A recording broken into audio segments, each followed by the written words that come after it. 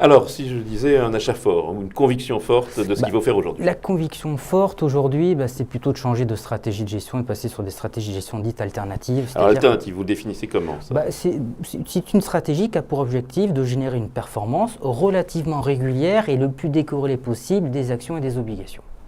Donc, alors c'est pas dangereux ça parce que on a vu des gestions dites alternatives qui étaient excessivement exposées sur des marchés dits dérivés dans lesquels il y a des risques de contrepartie, des risques de liquidité. Exactement, et c'est bien là toute la difficulté de ces stratégies-là, c'est-à-dire qu'on essaie d'éviter le risque marché, mais on s'expose à d'autres risques, des risques de contrepartie, des risques de liquidité. Mais là, en investissant sur des comptes à terme et en investissant sur des devises, nous n'avons pas ces problèmes de liquidité. Donc vous faites confiance au stress test des banques quand même, puisque vous allez sur les comptes à terme.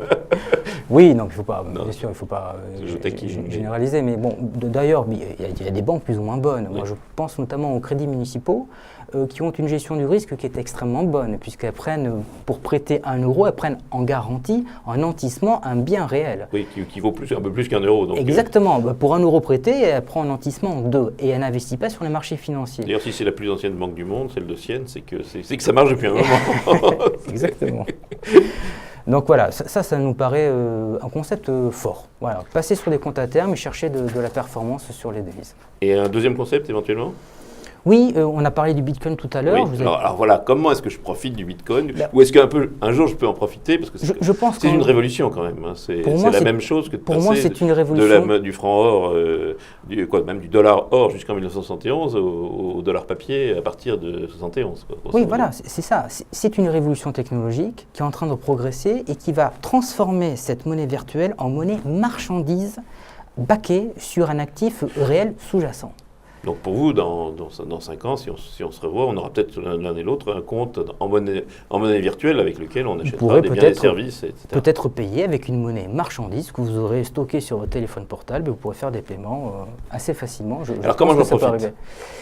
Alors pour en profiter, le problème, ce n'est pas la technologie en tant que telle, elle est très sécusée. Le problème, c'est l'accès à ces bitcoins. Il n'y a pas des gens qui font la technologie, c'est le fameux concept des vendeurs de pioches pour la ruée vers l'or. Oui, non. Là, en fait, l'idée, c'est que la technologie en tant que telle, elle est très sécurisée, parce que c'est un cryptage de niveau militaire à double clé, donc c'est quasiment inviolable. Oui, mais le problème, c'est l'accès à cette monnaie et le stockage. C'est là où c'est pas sécurisé. Et là, j'ai une conviction assez forte, puisque notamment au Luxembourg, on voit des sociétés qui sont en train de se constituer, qui sont en train de demander les licences pour être dépositaires de ces bitcoins. On va peut-être converger. Ce pas des banques de crédit, mais c'est des banques de dépôt. Je pense qu'on va vers ça. Et là, oui, absolument. Là, dès lors que vous avez des banques qui sont quand même sous la régulation, là, oui, je crois que ça devient donc on est en veille sur l'annonce au Luxembourg et s'il y en a, on n'hésite pas à investir avec elle. Je pense, oui. Alors, à vendre, éviter, arbitrer, parce que vous êtes modérément optimiste d'une manière générale, qu'est-ce qu'il faut éviter de faire? Je pense qu'il faut éviter le marché action, puisque je crois que dans les prochaines semaines, les prochains mois, on aura quand même un espèce de crack rampant. Parce que le jeu de la réserve fédérale américaine entre le soutien à la croissance économique et la remontée des taux d'intérêt, ça va entraîner de la volatilité.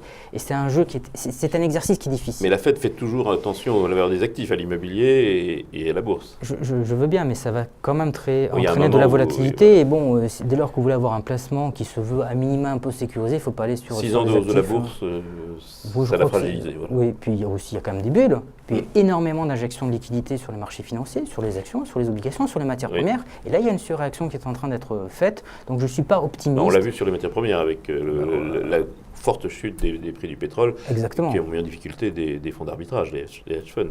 Absolument. C'est la raison pour laquelle passer sur une gestion alternative, mais qui n'est justement pas exposée à ces risques de liquidité, de contrepartie dont on a. Donc, j'évite les marchés actions et les obligations, ça n'a pas l'air d'être beaucoup plus. Les obligations, oui, mais c'est un peu inévitable parce que le problème, c'est qu'il n'y a pas beaucoup d'alternatives à l'obligataire. J'ai bien mentionné les comptes à terme qui permettent d'avoir un revenu, un rendement. Si je prends une obligation à courte échéance, c'est un peu comme un compte à terme.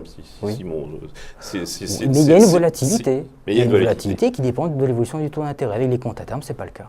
Donc voilà, ça sera le mot de la fin. Patrice, je vous remercie. Et rendez-vous la semaine prochaine, même heure, même endroit.